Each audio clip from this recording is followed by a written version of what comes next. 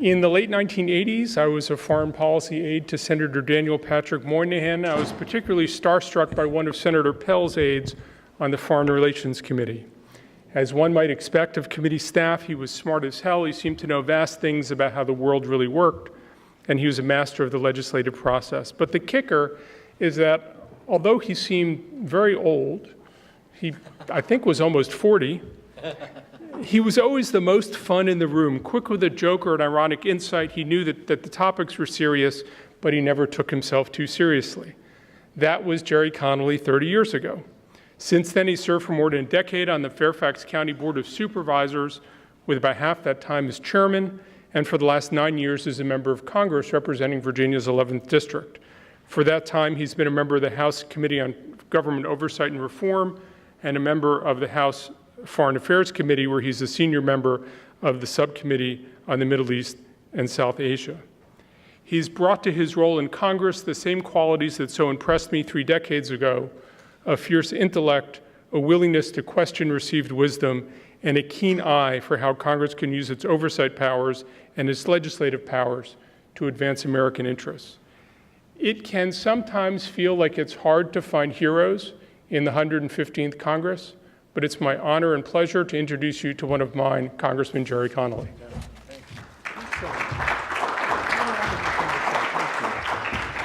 I am going to bring him everywhere with me. Thank you so much for such a warm introduction.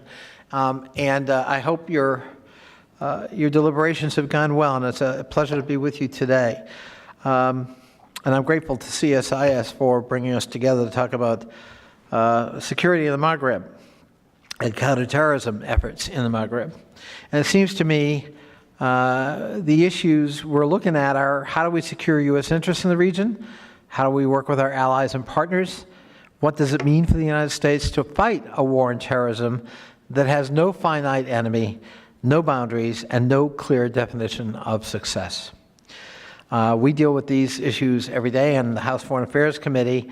I'm also co-chair of the Caucus on Morocco, dedicated to strengthening the strategic and economic ties between our two countries. Let me begin by first acknowledging the elephant in the room that undermines, I think, most of, if not all of, our U.S. efforts to try to work with our partners to eliminate security threats in the region. And that is the unique challenge of our president, President Trump, whose international affairs budget, the hollowing out of the State Department, and most of all his reprehensible anti-Muslim rhetoric and policies handicap U.S. efforts to partner with governments in the Islamic Maghreb.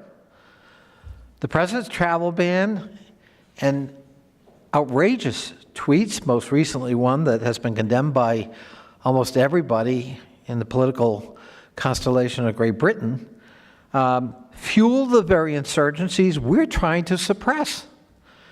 In a part of the world where more than 96% of the population is Muslim, his anti-Muslim rhetoric and policies are counterproductive, and they isolate those whose support we need most and who are all too often the majority of the victims of the very extremism we're trying to eliminate. The United States has an interest, obviously, in stability in the Maghreb, including promoting economic growth and supporting governments that are responsive to citizens' needs.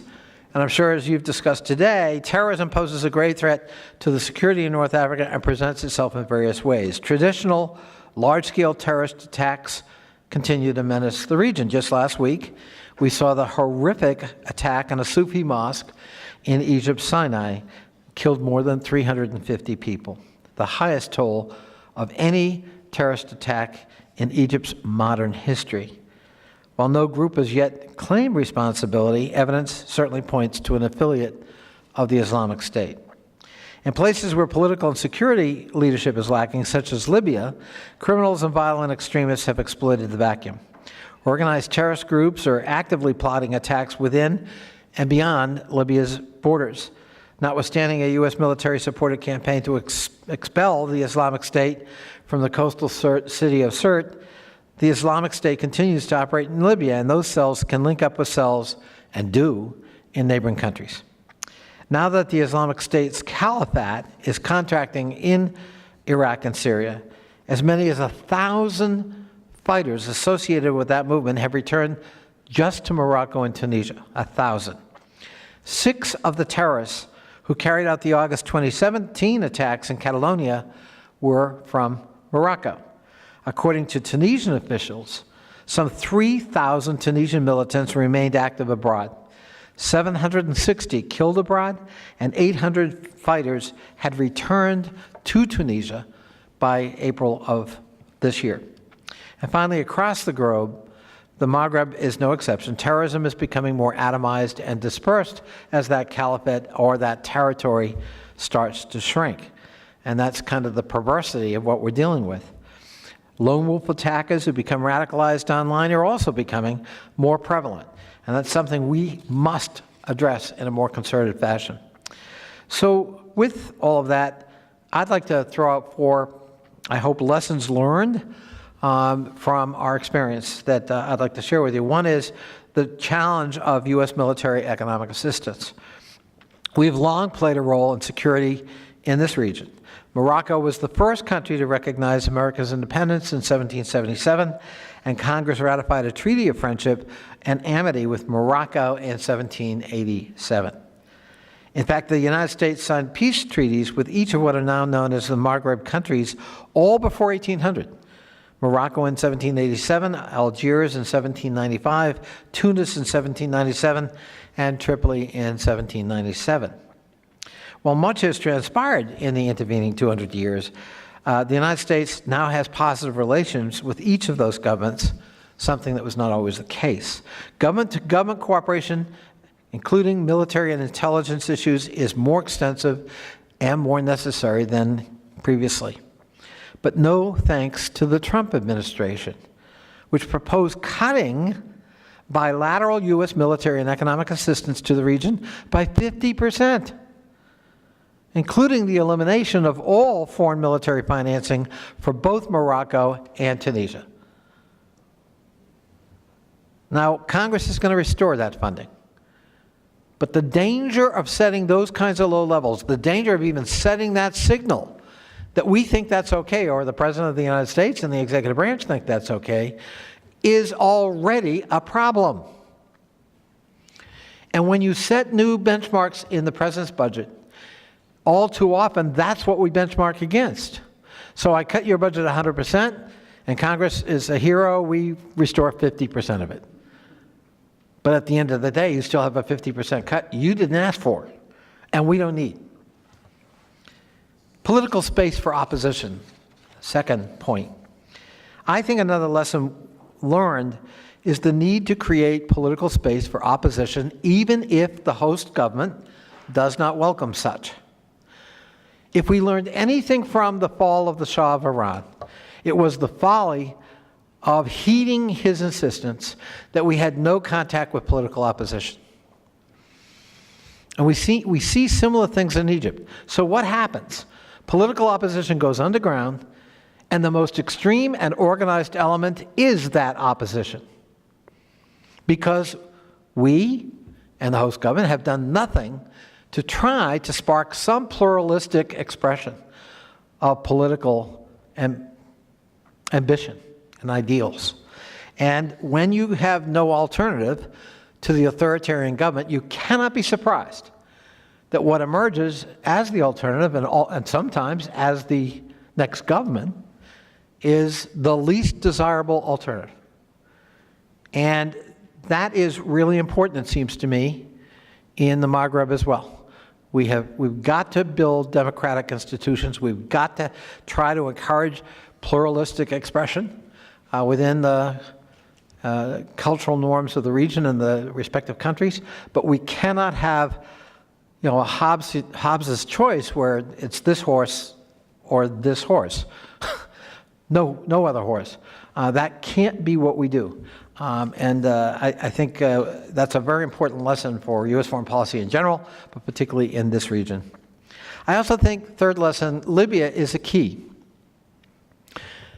The instability right now in Libya is bleeding into neighboring countries. And you cannot have a state in the region in the kind of stateless form that we have in Libya. Really no functioning government. Lots of militias controlling all kinds of things, including security. And you know, lots of rivalries and even violence among those militias. It's been a while now since Gaddafi left the scene. And the international community and the United States have a stake in trying to restore security in Libya. If Libya looks a lot like Somalia, then we already have a problem in trying to achieve our goals in the rest of the Maghreb. And so I think Libya is key. It cannot be ignored, and we've got to spend a lot more time and attention and resources in trying to restore stability there. And finally, reintegration. No, not finally, I got one more. Reintegration. I think what we've learned from other countries that have looked at returning insurgents or revolutionaries is there has to be a process of reintegration. Shunning or discriminating against or forbidding their reentry, it certainly makes sense when we're talking about extreme violent elements. But there are women and children. There are people who didn't know what they were doing, really. They were attracted by social media, and they had no clue what it would mean to sign up for ISIS or other affiliates in the region. And so reintegration, which I think certainly is one of the lessons of Algeria after its violence and insurgencies in the 90s, is important. And if you get it wrong, it delays the process of trying to return to stability and can even foment additional offshoots of extremism, which we did see in Algeria. And then finally, the importance of social media. We have got to be competitive. We've got to better understand what in the world is the attraction for so many people, especially young people, to go on the internet and say, yeah, that's what I want to do. And we need to be competing with that narrative in an effective way, exposing the fallacy of that narrative and offering an attractive alternative. And I am struck by the fact that our government does not seem to have really captured that as a main goal. And I think we've got to do a lot more about that if we are going to try to stop the flow of new adherents to radical movements in this region and in other parts of the world. So at a time of increased challenges to global security, I think we need all the tools in our national security toolbox. This is not the time to retrench diplomatically. This is not the time to cut foreign or military or economic assistance. This is not the time to retreat from engagement. Quite the opposite. This is the time to reassert all of that. And if we do, I believe it can be to common good and can cement relationships and stability in the Maghreb as partners, understanding we don't control, we don't direct, and our leverage is limited. But that doesn't preclude important catalysts and partnerships where we can make a contribution, we can partner, we can encourage, we can influence. And I think that's really important. So it's late, so Jonathan and I are going to have a little conversation, and then we will liberate you on this beautiful day. Thank you so much for being here today. God bless you.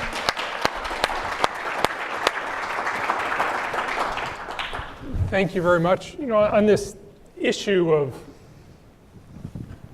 working with partners, not cutting assistance to partners, one of the key issues is conditionality with partners. We had a conversation on the panel immediately before this. There's a lot of skepticism about putting any conditionality on our aid to get our partners to not do things we think are tactically useful but strategically harmful to the drivers of terrorism. One of the things Congress loves to do is condition aid. How should we think about the congressional role in assistance when one of the few tools Congress has is conditionality? One of the few tools U.S. government has sometimes is conditionality, but it undermines the kind of trust that you hope to build with hopefully increasingly like-minded institutions overseas to address some of these longer-term problems. You know, I'd like to say Congress doesn't do nuance. And so I marvel at that myself sometimes, both when I was with you in the Senate and now that I'm a member. I think, well, aren't we fellow politicians? How would we feel if someone came into our district and said, I'm not going to write that check until you meet the following 20 conditions that I've set for you, irrespective of how you feel? Most of us would get our backs up and say, you can keep your check. And that's just domestic politics. Well, somebody who represents, somebody who's elected or represents a government, especially in a parliamentary setting, in another country, is a politician. He or she has the same kinds of dynamics and has enormous trouble accepting that kind of conditionality without looking weak and losing face and maybe even being ousted from office with somebody who says, I'm going to be tough on those Americans. I'm not going to give in to those. So trying to do it, trying to make engagement more of a iterative process where there's give and take, and we're not crude about these things, and we try to stay flexible and look at bottom lines about efficacy, we'd be much better served. But again, Congress is a political body, and all too often people are willing to sacrifice all of that to make their own political point for some other reason. Because I'm going to make some special interest group or some group of my population happy with this stand, and consequences for the recipient country be damned. That's not important. And it's an inherent problem with Congress, not new to this Congress, but can we not yield to the temptation to grandstand, understanding that there's real collateral damage back in the recipient country? One of the points Mike Nagata made about 45 minutes ago was precisely on the point of the political imperative to grandstand on the terrorist threat, that we get to choose what we respond to, but as a country we race toward elevating the threat of terrorism to make it a central organizing principle of our foreign policy. And yet it seems that the nature of it is we can't ever be completely successful. But the political impulse is to talk about terrorism, to raise it to the highest level. How do you think about that problem, and how do you think about how we should respond to that impulse? Well, let's look at how it plays domestically. We've seen the president and we've seen others exploit terrorist incidents for political gain. Now, the current president, does every terrorist incident that involves somebody who's not native to the country involved, loves to point out, see, I told you, you don't secure those borders, you let those refugees in, and they're going to blow up your train station next. The other thing is the nature of terrorism is so random, it terrifies people, right? I could be next, my kid could be next. I might just be at a tube in London or a shopping mall in Tunisia or whatever it may be, and just happen to be in the wrong place at the wrong time, and hundreds of people, die, including me. And so the random nature of it, even though statistically, what are the chances you or anyone you know will in fact be affected, it doesn't matter. Given where I travel, the odds for me are much worse than the average American. They're much higher, that's right. So and of course it also gets enormous media attention.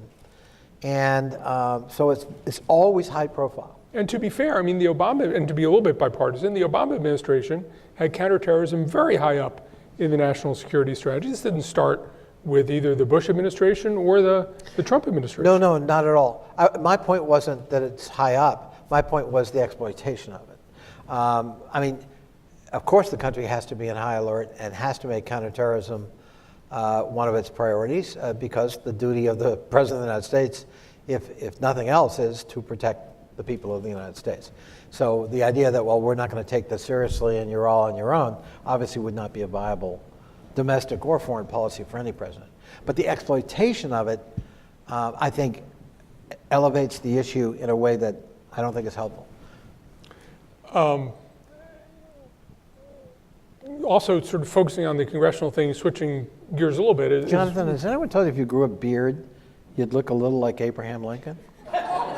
No, but when I was on Capitol Hill, people used to tell me I looked just like Bob Mrazek. Oh, all right. Anyway, who I actually looked like.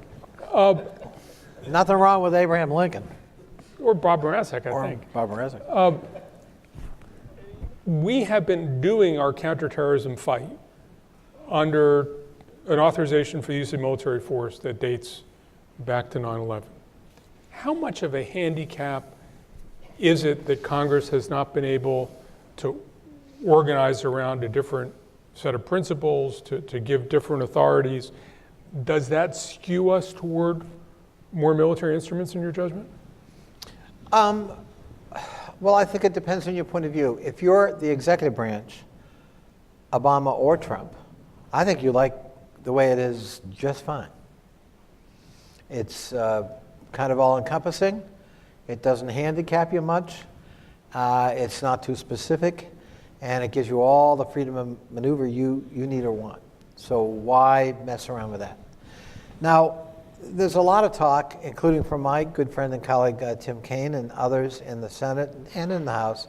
We need to repeal the existing AUMF and craft a new one that is relevant to the challenges of today, and pass it so that we're back in regular order. And count me a skeptic. I mean, you're a student of Congress. Congress wants it both ways when it comes to war authority. It doesn't want to take responsibility for it, but it wants the freedom to kvetch. And that's a Yiddish word, kvetch, complain and nitpick. And so even it's a good Jesuit education. Yes. Right. So even Congress really actually, to be truthful, is quite happy with the status quo, no matter what they say.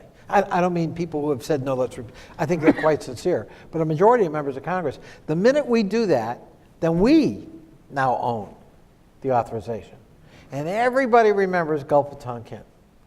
And nobody wants to own that kind of open-ended or open-interpreted resolution and face the consequences. So the status quo is convenient, frankly, for advocates and critics, for both the legislative and executive branch. I'm not advocating for it. I don't believe it is a proper situation at all to send men and women into fighting situations, battlefields, with a really outdated authorization that isn't relevant to the situations we face. I think is a real abrogation of responsibility. I want to ask one last congressional question, then we'll go to the audience. Are we resourcing this the right way, the battle against terrorism? Are we resourcing it the right way, both in terms of the level of funding, but also the categories that we fund, or do we have to rethink how we resource a so-called war on terror? Well, I guess I don't know that I can give a comprehensive critique of how we're deploying resources and how we might redeploy them better. I did have a suggestion that I think we really need to beef up our cyber efforts, our social media efforts, in a much more sophisticated way and much more robust in trying to reach the same audience extremist elements are successfully reaching. We got to better understand what is the attraction of that, and what can we do to discredit it and propound an alternative, attractive narrative. And I just don't think we're doing that very well, in my opinion. And I also mentioned, are we doing enough? The other part of that is I am extremely concerned about the retrenchment that is going on right now at the State Department with the Trump budget proposals with respect to foreign assistance, economic assistance, military assistance across the board.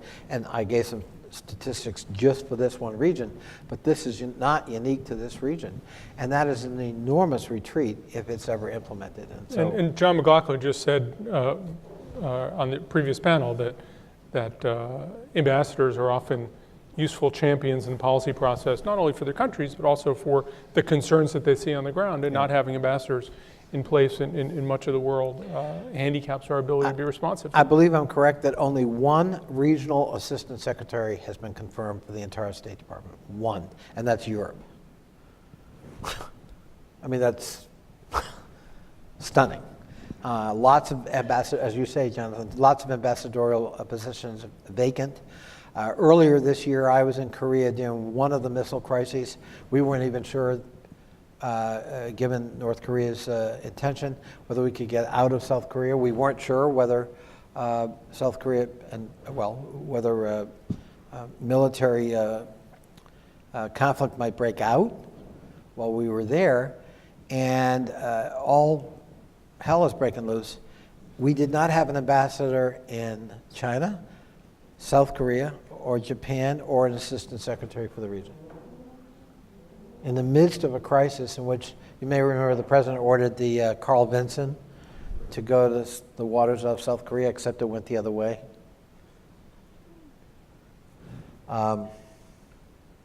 So, I mean, there are real problems when a great power is acting like,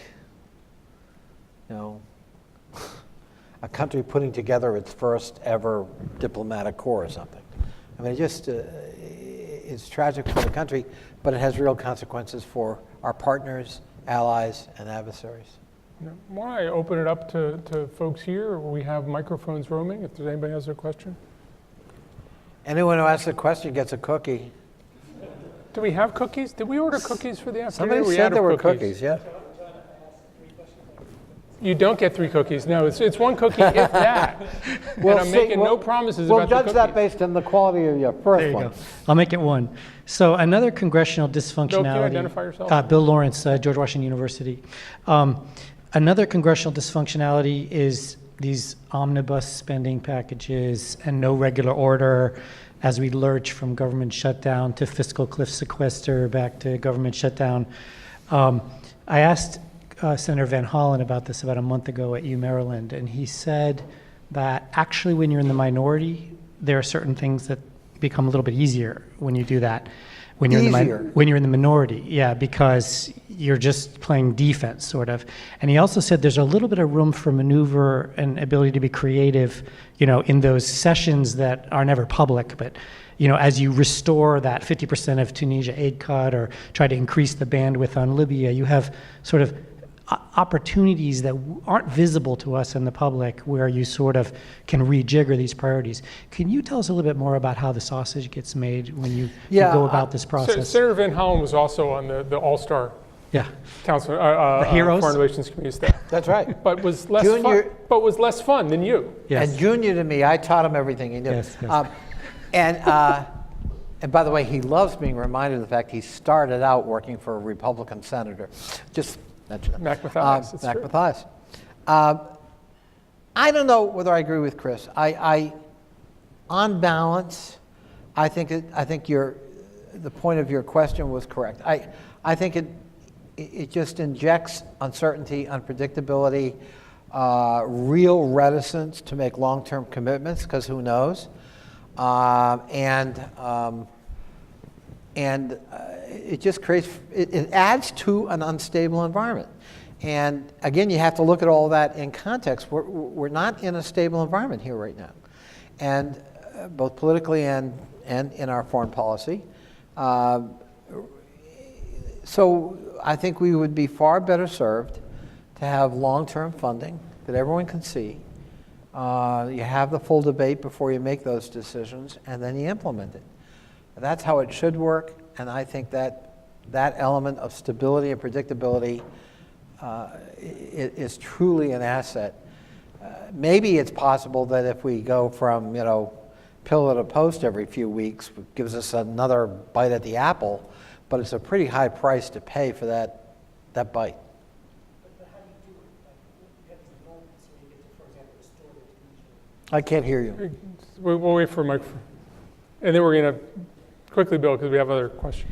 Just how do you do it? You have these moments, for example, where you can restore Tunisian aid. Is there room for creativity in that moment? I'm so sorry. You're so muffled, I cannot hear what you're asking me. You have these moments where you get to do things like restore the Tunisian aid, right? Did that do what? Restore Tunisia. the Tunisian aid that gets cut. So is there room for creativity in those moments as you have those sort of behind-the-scenes moments within HVAC or the Appropriations Committee? Is there room for creativity, or are you just defending last year's program?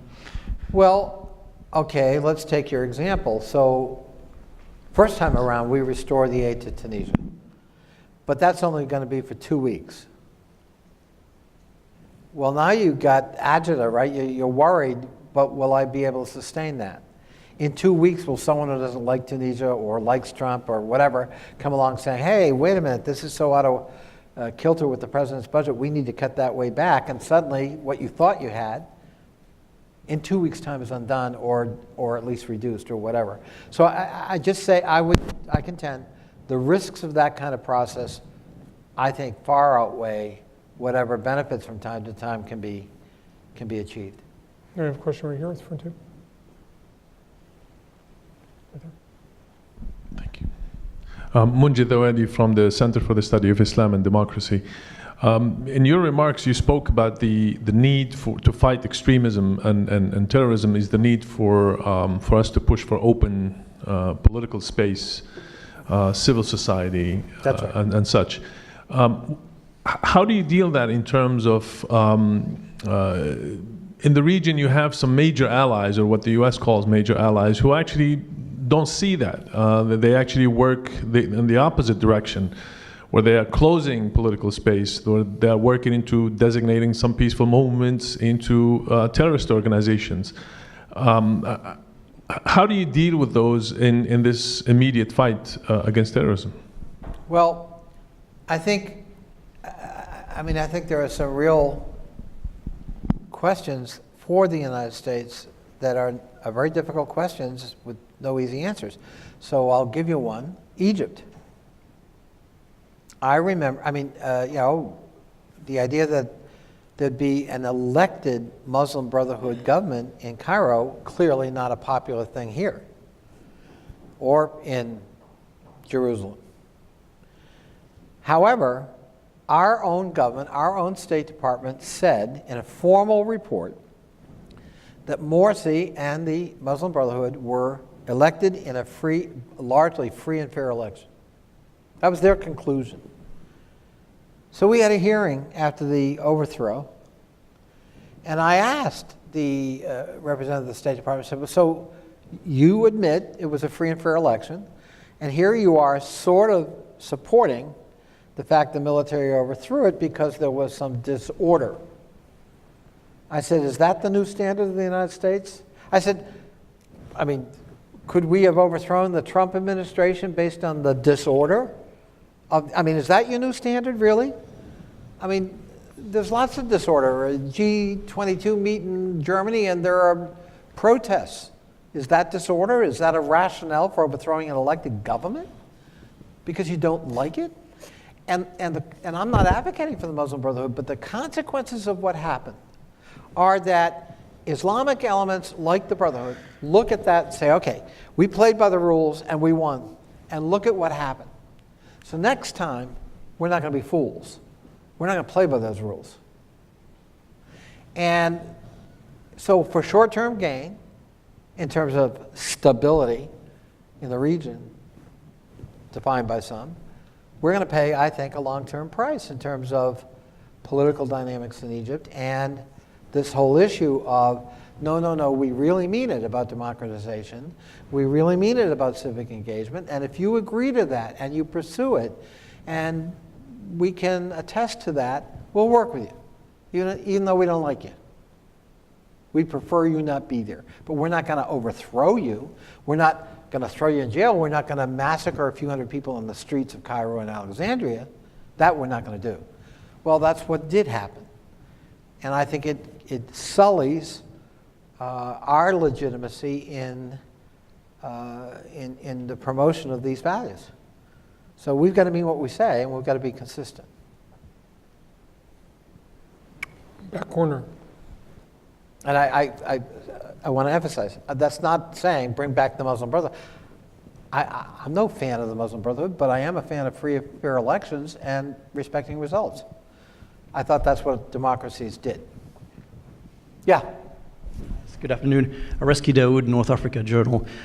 You spoke earlier about how the situation here in the U.S. is not helpful in terms of coordinating the fight against terrorism in many places around the world, including North Africa. What's your assessment of the cooperation between the U.S. and the Europeans, who actually have a direct stake in the region, given the proximity?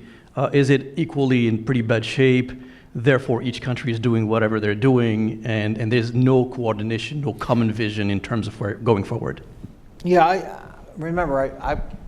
was talking about the Maghreb. I was talking about the Maghreb, right? So I just 96% Muslim. Most of the victims of terrorism in the region are Muslim. The governments are Muslim. We need their cooperation. And you don't, I don't know how you put a nice ribbon around that offer of cooperation if you are tweeting at the highest levels rogue, vile, Islamophobic, pseudo videos that demean and degrade people of faith in the Islamic world. And as I said, this isn't just my opinion. The Prime Minister of Great Britain condemned it. The Parliament, numerous members on both Labour and Conservative side of the aisle condemned it in Parliament because it was a sort of one of those rogue blog sites, I guess, in Great Britain in this particular case. And he was trolling and liked it. And this is not ancient history. This happened within the last 10 days. So there are real consequences in terms of foreign policy when you do that. And I don't know, if I were a foreign minister in the Maghreb, I'd certainly wonder how entirely reliable the United States is if that's their real attitude. And will I be burned by that tomorrow or next week or whatever it might be? With respect to Europe, I don't think it is the same, of course. I mean, he's not, we're not tweeting against, Bavaria and how awful they are and we shouldn't cooperate with them or something. However, as you know, since this administration came to power, there was a compromise of intelligence that infuriated the German government. We've had all kinds of problems with the British government, including his tweets about a terrorist attack in London that infuriated the mayor of London and frankly brought broad condemnation again on both sides of the aisle in the Parliament in London. So there are issues of volatility, reliability, and security even with intel that you give at the highest levels of our government. So I think that does impede potentially cooperation. I think below that level there's a lot of working cooperation, and I don't think that's threatened. But I think that it does have a chilling effect, which might even be hard to identify, right? So it's not what I do, it's just the omission of what I could have done but didn't. And who knows how you measure that. So I think there is an indefinable cost in our relations with other countries, including Europe. But in the Islamic world, we now got something very specific to worry about in a avowed policy that is anti-Islamic, and that can only impede cooperation. Before I let you go, let me ask one last question. The other side of that is the clarity of the Trump administration's priorities actually makes it easier for some of these governments to work with the United States. We've seen Saudi Arabia's government be quite unfazed by what is interpreted by some Americans as anti-Islamism. And Saudi Arabia, the custodian of the two holy mosques, says, well, we understand where they're coming from and we can be helpful on all those issues. We will reform Wahhabi Islam. Because there is so much clarity, we're not talking about democratization, because the Trump administration doesn't prioritize that the way the Bush administration did, the way the Obama administration did. That actually, if you see the answer to the terrorism problem being principally government-to-government relations and cooperation among intelligence services and police, that if you accept that's where the solution set is, the Trump administration isn't setting it far apart. It's providing a pathway for governments to cooperate more closely with the United States.